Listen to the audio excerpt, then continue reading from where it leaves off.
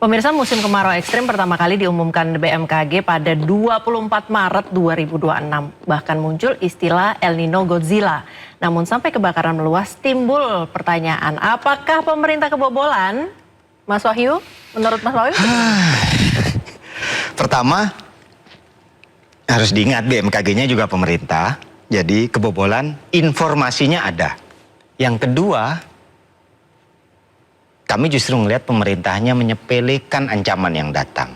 Jadi orang lebih ribut begitu banyak antar kementerian. Kalau kita ingat awal-awal BMKG bilang, wah nggak ada istilah Godzilla apa macam-macam. Istilah itu dikutip dari jurnal yang pernah digunakan juga di istilahnya di NASA. Itu kenapa agak spesifik begitu. Tapi keluar dari itu, kenapa kami bilang pemerintah menyepelekan problem yang muncul. Panglima, dia pulang dari Kalimantan Selatan, pejabat negaranya bilang, nggak separah yang seperti di medsos atau dalam konteks ekosistem. Berulang kali nih kami perhatikan.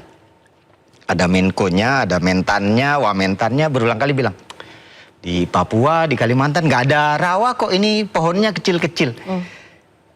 Kalau bentuknya rawa bukan kemudian artinya dia ekosistem yang nggak berguna buat masyarakat sekitarnya. Ikan yang alaminya juga bisa dimakan cukup banyak.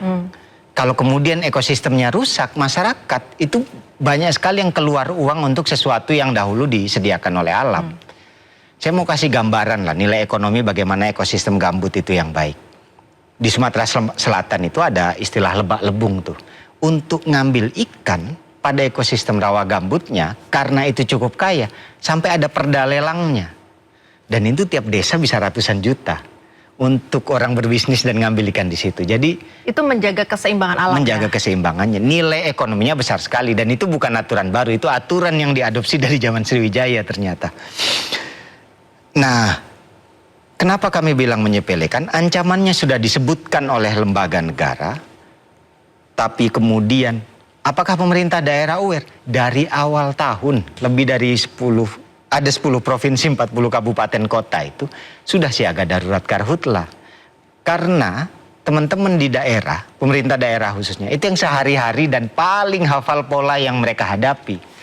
Kalau kemudian itu tidak diiringi dengan upaya penegakan hukum yang tegas sejak sebelumnya, dan juga upaya penanggulangan karhutlanya dengan serius, jangan kemudian diabaikan. Ini kan menjadi ironi kalau kemudian apa yang dihadapi di masyarakat terkesan disepelekan. Cuma begitu aja kok, hanya rame di medsos. Oke, disepelekan, kan ini udah banyak masukan ya? Betul. Disepelekan, atau kurang cepat mengambil keputusan, atau tidak tahu harus melakukan apa, atau tahu tapi tidak dilakukan? Buat kami akhirnya tahu sejak awal, tapi nggak segera dilakukan. Kenapa begitu? Satu, ini terjadi pada ekosistem-ekosistem yang sudah di warning cukup jauh hari, berada pada ekosistem gambut, mudah terbakar, tapi kemudian tidak dilakukan upaya penegakan hukum. Apakah upaya penegakan hukumnya selalu nunggu karhutla? Enggak, banyak sekali pintunya. Karena kalau kemudian upaya menjaga ada tinggi muka air tanah, pola pembukaan lahannya bisa dibaca, dan itu punya prasyarat keterbukaan data dan informasinya. Kalau kemudian pemerintahnya hanya mengumumkan 72 orang tersangka. Jadi tersangka, ya. Tapi diumumkan nggak terbakarnya di konsesi mana saja. Kita ngitung yang sampai Juli dan baru. 72 orang itu siapa saja gitu ya. Tadi pagi saya siaran, saya sempat mention dengan rekan siaran saya di siaran live bahwa 72 orang ini kira-kira siapa ya? Eksekutorkah? Pengambil kebijakankah? Atau hanya eksekutor lapangan? Iya, betul. Karena begini, belajar dari banyak kasus penegakan hukum terkait karhutla, kenapa berulang kali pemerintah mudah menang? Karena yang dihitung adalah kausalitasnya, berada pada lahan konsesi, membuka lahan atau enggak. Nah, kalau kemudian yang putusan lama dibiarkan, ya akhirnya perusahaannya ngulang lagi. Yang kedua, kalau itu tidak diumumkan, yang menghukumkan tidak hanya dalam konteks hukum ya. Pasarnya juga akan melihat. Ada tren begitu sekarang, pasar ini menjadi sangat berhati-hati mengambil bahan baku kalau kemudian dia berada dari wilayah yang melanggar lingkungan, apalagi sampai melanggar hak masyarakat di sekitarnya. Itu yang kemudian jadi penting. Kalau kita tidak mau terbuka terhadap data terbakarnya di mana saja, kita akan dilihat sebagai ya sebagai negara yang nggak mau terbuka dalam konteks perlindungan lingkungan hidupnya, dan banyak orang berpikir hanya sawitnya, enggak, keterbukaan data itu juga akan memberikan efek yang baik kok untuk ekonomi. Kalau datanya nggak terbuka, kita nggak tahu itu bahan bakunya berasal dari mana saja, dan orang bisa berbisnis dengan baik dengan siapa saja. Penting itu kemudian dibuka. Oke, satu pertanyaan saya selipkan mungkin ya.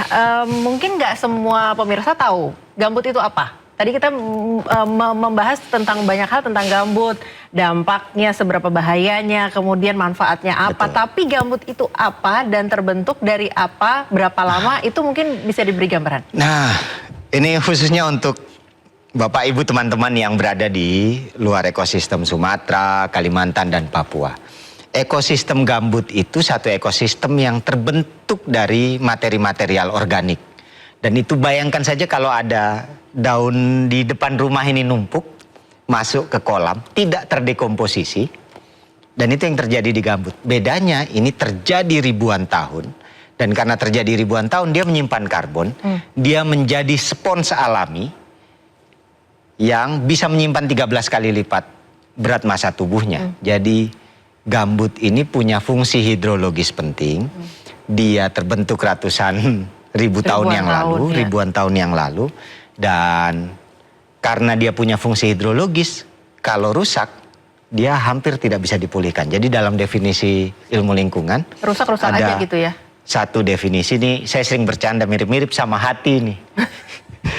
Ekosistem esensial itu satu ekosistem yang karena kompleksitas pembentukannya, kalau dia rusak hampir mustahil dipulihkan. Itu kenapa istilahnya adalah upaya restorasi, dia upaya menghambat kerusakan.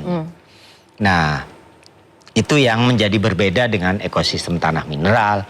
Apakah ada banyak ekosistem? Indonesia salah satu yang cukup kaya dengan ekosistem esensial. Ada batu kars yang terbentuk ribuan tahun, tapi kalau itu dirusak ya nggak bisa pulih lagi. Kita akan nunggu itu dari jutaan tahun lalu hingga jadi sekarang. Ekosistem gambut karena kompleksitasnya kita nggak bisa meniru dan mereplikasi ulang itu dengan mudah, terlebih dalam skala luas. Karena dia terbentuk dalam waktu yang cukup luas, banyak sekali flora dan fauna itu yang spesifik lahir dari ekosistem gambut.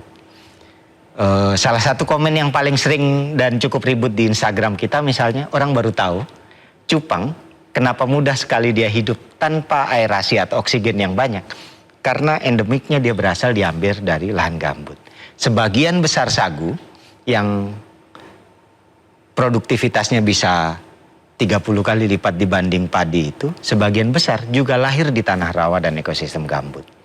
Jadi banyak sekali endemik gambut yang kalau rusak, kita akan kehilangan bukan hanya nilai ekonomi, tapi jejak sosial budaya yang beratus tahun ada di situ.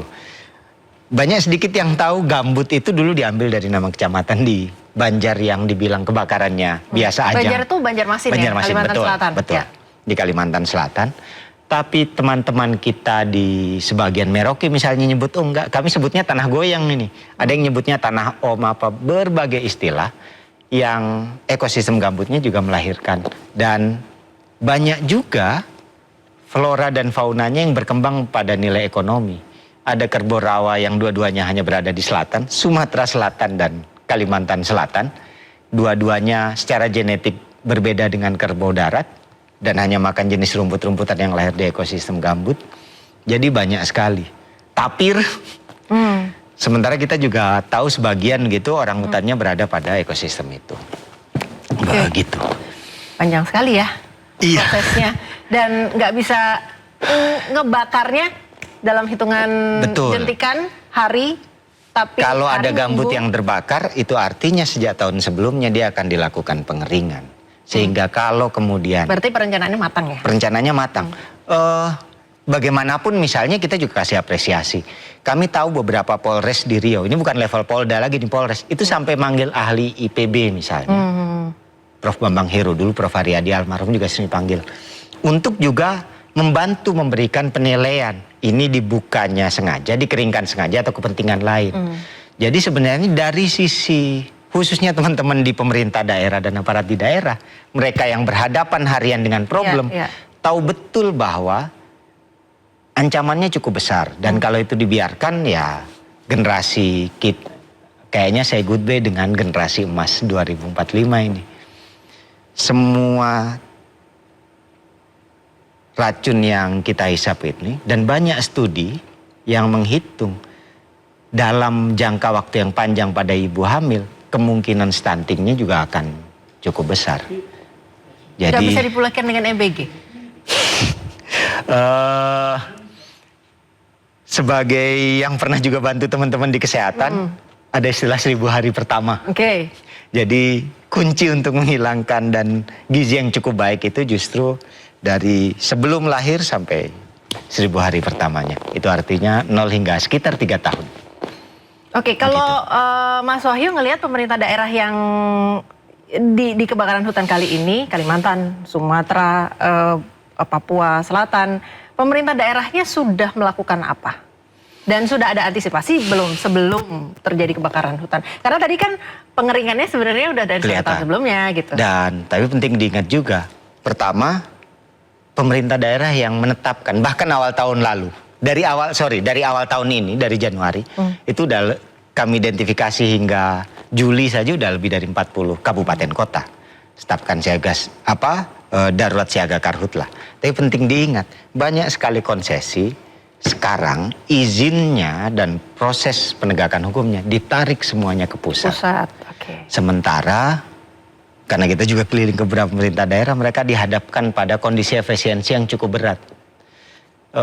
Di beberapa video sampai dropping orang bukan lagi pakai truk itu untuk yang bantu tim pemadam, ada yang sudah pakai mobil motor gerobak ini. Karena memang kondisinya cukup berat, tidak semuanya bisa diakses. Kami tahu gitu karena teman-teman misalnya satu organisasi mitra kami Rawang gitu, mereka melengkapi alat pemadaman karhutlah buat nyiapkan pompa jinjing saja nggak semua Pemda siap. Pompa jinjing dan gensetnya ini itu aja juga butuh biaya yang cukup masif yang harusnya butuh bahan bakar juga ya? Butuh bahan bakar yang harusnya itu tidak hanya menjadi tanggung jawabnya pemerintah. Ada aturan detail begitu yang bisa sebenarnya dicek oleh banyak penegak hukum. Satuan perkebunan misalnya, itu wajib punya satuan tim karhutlah permanen. Bukan ad hoc ya, bukan mau jelang ini kemudian baru dibentuk, dia harus permanen. Spesifik di permentannya tuh sampai ngurus di kantornya harus ada apa, jenis pompa jinjing, pompa vendor dorong. Boleh nggak vendor? Kalau permanen nggak boleh vendor berarti? Kalau permanen tidak boleh vendor. Nah, jadi cara paling mudah ngeceknya kalau penegak hukum ditanya aja ke banyak perusahaan ini. Punya nggak tim karhutlanya permanen atau pas mau karhutlah baru diambil itu dari masyarakat sekitar. Kalau dia nggak permanen, itu artinya sudah melanggar itu satu prasyarat teknis yang diatur oleh Peraturan Menteri Pertanian untuk usaha perkebunan. Jadi mudah sampai jenis menara pantau api itu diatur di regulasi kita. Jalan nggak? Jalan nggak. Jadi kalau dari regulasi itu penegak hukumnya ngelihat ada menara pantau api per sekian hektar nggak, tingginya sesuai nggak, bahan baku menaranya cukup atau enggak, dan itu hanya dimungkinkan dan dipatuhi kalau kemudian begitu dapat peringatan, upaya jerahnya muncul dong dari pencabutan izin, ditangguhkan. Ini jarang sekali kami lihat begitu. Oke, terakhir. Sekarang sudah kondisi 66.000 sekian titik api. Kita bisa apa? Dalam kondisi begini, yang terpenting adalah pemerintah pusatnya mau dong menetapkan ini statusnya darurat karhutlah. Bukan hanya lisan. Kenapa status itu menjadi penting? Itu yang memungkinkan payung hukum ya? Alokasi anggarannya. Alokasi anggaran. Karena kalau enggak, ya teman-teman di daerah yang akan berhadapan. Tidak cukup bantuan dalam konteks ini. Karena dan harus ditetapkan sampai jangka waktu berapa lama. Kalau BMKG-nya, ini kan repot. Ada satu lembaga pemerintah, isinya ilmuwan. Tapi kemudian rekomendasinya kalau nggak diikutin ngapain juga. Kalau dibilang kemudian BMKG-nya analisisnya sampai awal 2027, status siaga dan daruratnya harus sampai 2027 pada wilayah-wilayah yang sudah terlihat itu. Jangan kemudian menahan diri untuk tidak memberikan status karena berbagai macam alasan. Sudah lebih dari 3 provinsi menurut saya. Ini udah kondisi yang cukup Genting. genting. Oke. Begitu. Baik, pemirsa Karhutla tahun ini bukan sekedar persoalan kemarau dan juga cuaca ekstrim. Ada pertanyaan lebih besar tentang aktivitas manusia, tata kelola lahan hingga kesiapan untuk mencegah kebakaran sebelum meluas. Ketika peringatan sudah diberikan sejak jauh hari, apakah kebakaran ini murni bencana alam atau ada kelalaian yang seharusnya bisa dicegah?